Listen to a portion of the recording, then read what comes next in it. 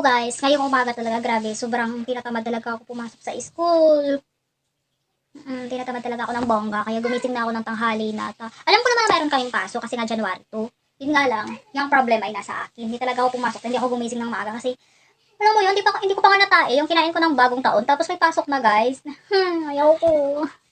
At ngayong araw or hanggang maghapon na guys at hanggang magabi na ay dito lang naman ako sa loob ng bahay at wala akong gagawin. Magpapahinga muna ako. Kumbaga, i-motivate ko muna yung sarili ko na makakapasok ako bukas. Kasi tinatamad talaga kasi ako guys eh. Iniisip ko kasi, wala pa akong ginawa na mga report para mag-start na yung lesson namin. Tapos ako yung first reporter sa unang taon na to. She! Rago-rago talaga guys yung utak ko. Hindi ko talaga magigets kung ano iba yung dapat umpisahan ko. Pero for now, matutulog muna ako or pagkagising ko magpa-plancha ako ng damit ko, ng mga uniform ko para pagpasok na naman, 'di ba? Mga uniform ko hanggang Friday.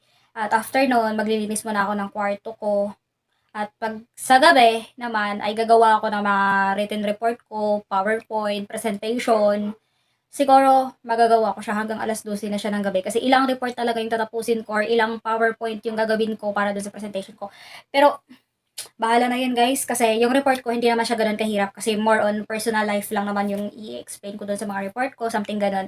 Oh my God, sumasakit pa yung ulo ko sa thesis namin kasi nga ako yung leader ga. Ako yung leader so hindi ako meron kaming thesis proposal. So kailangan namin mag-prepare ng 3 title na research na yun kung paano namin siya i-defense yun. So, I don't know.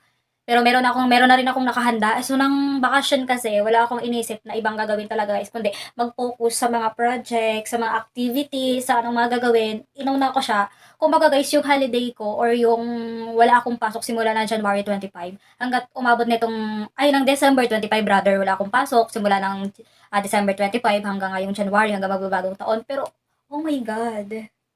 'Di ba? Parang hindi ko na-enjoy talaga yung vacation ko. Puro talaga gawain sa pag-aaral, guys. Gusto ko na talaga mag-asawa na lang para yung asawa na lang yung iisipin ko, hindi na mag-aaral. Nai-stress ako minsan pero kaya nga minsan hindi na ako nakakapag-vlog talaga eh. Hindi na ako nakakapag-vlog dahil nga sa sobrang stress, daming busy talaga gagawain. Gusto ko na mag-asawa tuloy. Ay!